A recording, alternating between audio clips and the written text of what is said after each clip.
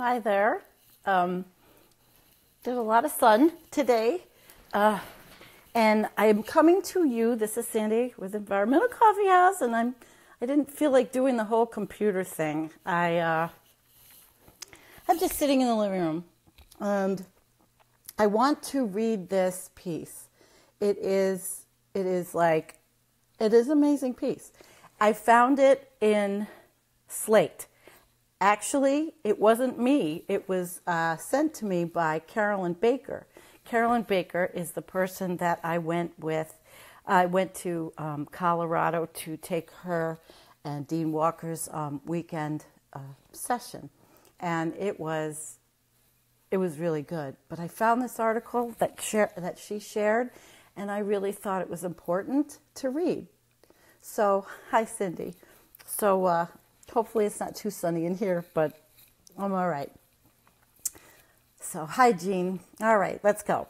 It's called, I Felt Despair About Climate Change Until a Brush with Death Changed My Mind. Leukemia and climate change have more in common than you might think. The name of the author is Alison Spodek-Kimowitz, and it's touching. I was dying, not just in the way that we're all inching inevitably toward our own deaths each moment. I was hurtling toward a specific death with a name, a shape, and a timeline. I was 37 years old, and I'm dying of leukemia. I was lying in a hospital bed, so ill that diagnosis, when someone finally named the doom I had been feeling in my body for months, was a relief. At least the sense of vague terror and impending catastrophe I had been feeling had a name, a cure, in the shape of a stem cell transplant. It was possible, but it required the complete and utter dissolution of myself, dangling my broken body over the edge of the very cliff a cure is meant to postpone. It wasn't just my body that dissolved in those weeks. My mind and soul were also broken apart, fragmented, and brought to the edge of ruin. In medical terms, I became depressed, hallucinatory, and delusional. And in medical terms, the team of doctors really didn't have the jack shit to prescribe me except for patience. I was visited by a mindfulness practitioner during this time, but I was too far gone for prolonged mindfulness practice. Unable to bring myself to a set of exercises that had sustained me prior to illness, there was simply no self to bring. Instead, my visitor asked me to count to 4 in line with my breath and do it again, and to come back to the simple counting whenever I needed it. I could get to 4, and then 4 again. I could get through my pain, my nausea, my misery for the count of 4 breaths, and then I could ask myself to do it again. This practice didn't make me feel any better. I was still miserable. I was broken and absent. But it gave me the space to sit with what that misery, call it by its name, and know its shape. That was valuable, just as the name and shape of the leukemia diagnosis had been valuable some months before. After my stem cell transplant, I was pulled back from the cliff over which I had dangled for many weeks. My hands took part in pulling me back. Doctors and nurses, my husband, my parents, endless numbers of blood donors, and the new cells, a gift from a woman I had yet to come to know, a mother of 3 across the country who gave a new self to inhabit. None of these people knew if their gifts would have any effect at all. Nonetheless, they gave them freely, hopefully, and with the knowledge that they had nothing else to offer. 3 months later, I returned back to my home, my husband, my children, and my life. 1 year later, I returned to work as a professor of chemistry and environmental studies, teaching the same material I had taught before my illness. Some of it was banal, procedures for balancing chemical reactions, reassuring in their straightforward clarity. But some of it took on a new emotional significance, specifically teaching about climate change, biodiversity, and extinction. The planet is dying, not just in a way that life on Earth is always, inevitably beginning and ending, that species are rising and falling, that extinction and evolution occur, and that temperature and sea level cycles dramatically and irregularly. In the 21st century, Earth is hurtling toward a specific death with a shape, a name, a timeline. It is dying of global warming, climate change, extinction, biological annihilation, and ocean acidification. The exact names and the exact timing is debated, but the overall trajectory of life on Earth is well understood. We are in the midst of Earth's sixth mass extinction. And the odds of human civilization reaching the 22nd century are often estimated at no better than 50-50. When I began teaching environmental change in 2005, I focused on how to build a track away from the cliff of environmental catastrophe.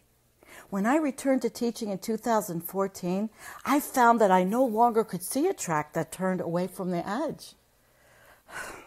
We are already locked into catastrophic changes, terrible human and animal suffering, the loss of so much of what makes the earth itself.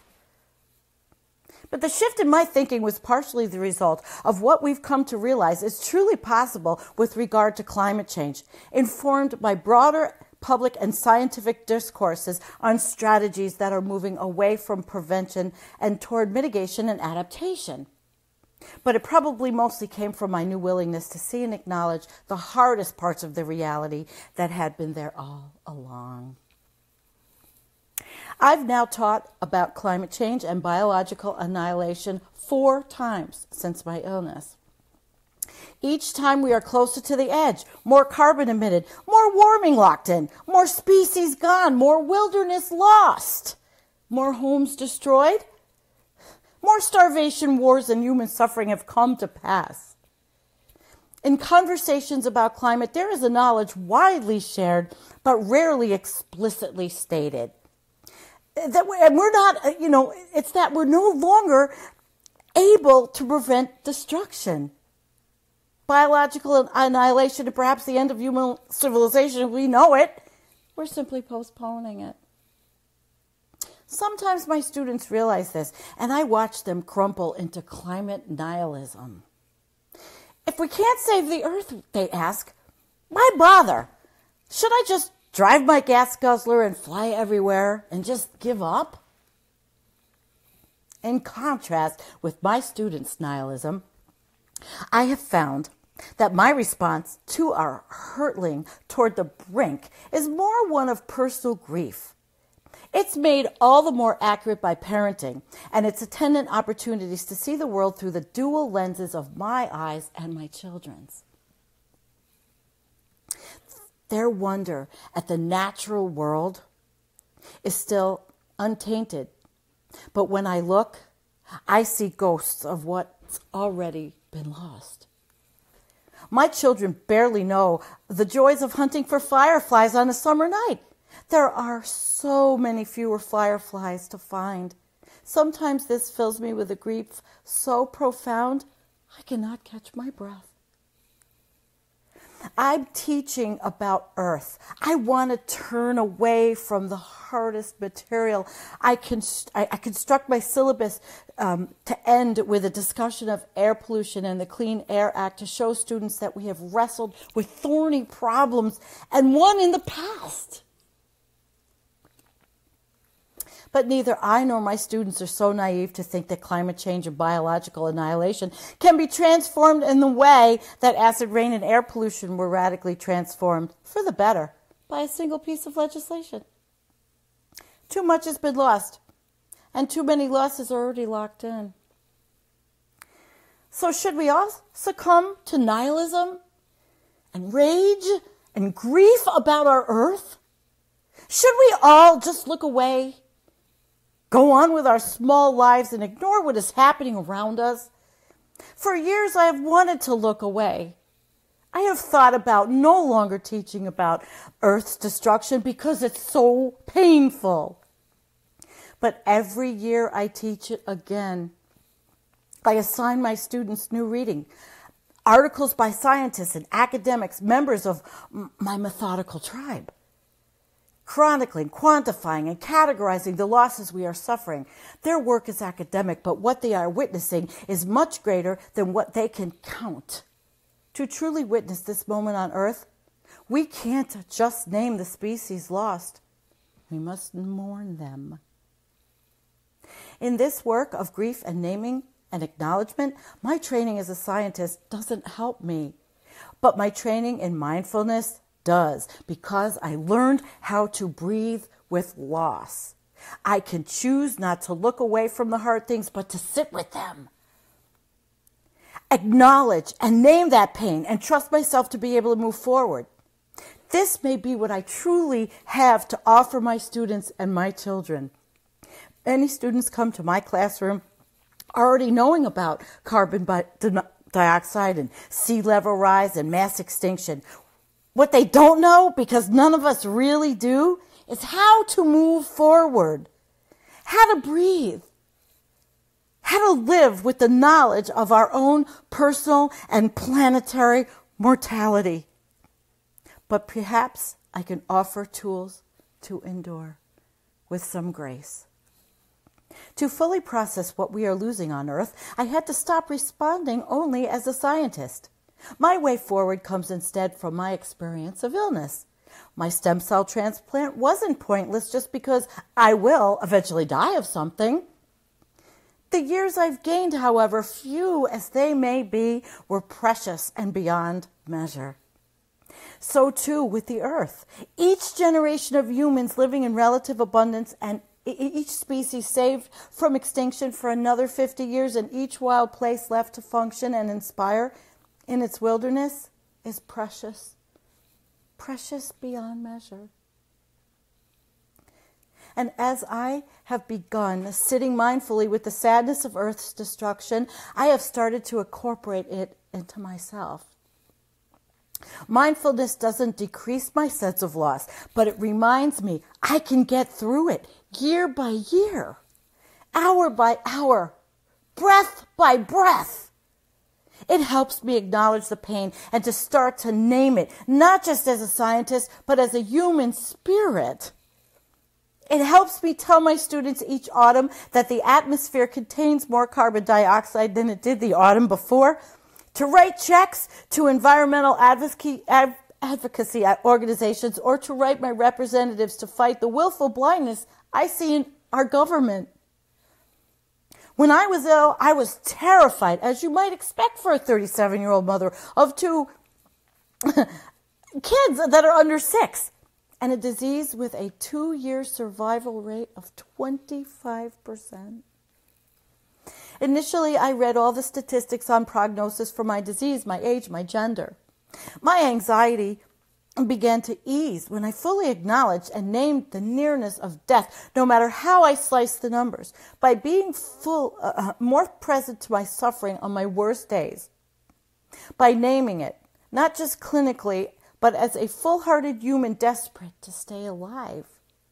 I found myself more present to my joy as well. By finally looking mortality in the face, its presence in my soul began to shrink, and I could enjoy the small joys that I could find. I taught my 2-year-old to taste honeysuckle. I showed my 6-year-old cicada shells. Inevitably, the climate will warm. whole ecosystems will be lost. And someday, there will be a last generations of humans on Earth. But the years that we can postpone each loss and each wild place and creature saved are inextricably valuable. And so I keep teaching and processing and working to stave off the inevitable. I don't know if any of these things will truly prevent catastrophic changes on Earth. I suspect not. But I give those gifts freely, hopefully, and in the knowledge that they are all I have to give. Nothing we can do will prevent the Earth from being deeply transformed. Maybe the next generation, my children or grandchildren, will be the last to live in large-scale human civilization. Or maybe the efforts of me, my students, and millions of others, like-minded people, will push back the inevitable collapse for another 100 years or 500 years, perhaps allowing us to coexist longer with the wonder of wild places and creatures. There is no preventing the inevitable, but the delay is precious and it's all we have. I didn't know if I could make it through without bawling on this one. It was so good and so moving, and I feel like a complete idiot, but God, you know, I've gone through a whole lot, and this piece just spoke to me because, you know what, I might not be a science teacher, and you're not science teachers, but you know, the profound reality of that piece of writing is that we keep going on, and we keep doing these things that we do. We keep doing them so that we can make what we have better, a better place to live every single day, and not wallow in the misery of what life really is. And let me tell you, I could wallow. I wallow every day sometimes, but I got to get myself out of it. And so do you. We all do. Because we have important work, no matter how shitty we feel or how lousy it is out there and how mad we get. We got to get up every day and we have to do something meaningful. Thanks for coming. I love you. Peace. Bye.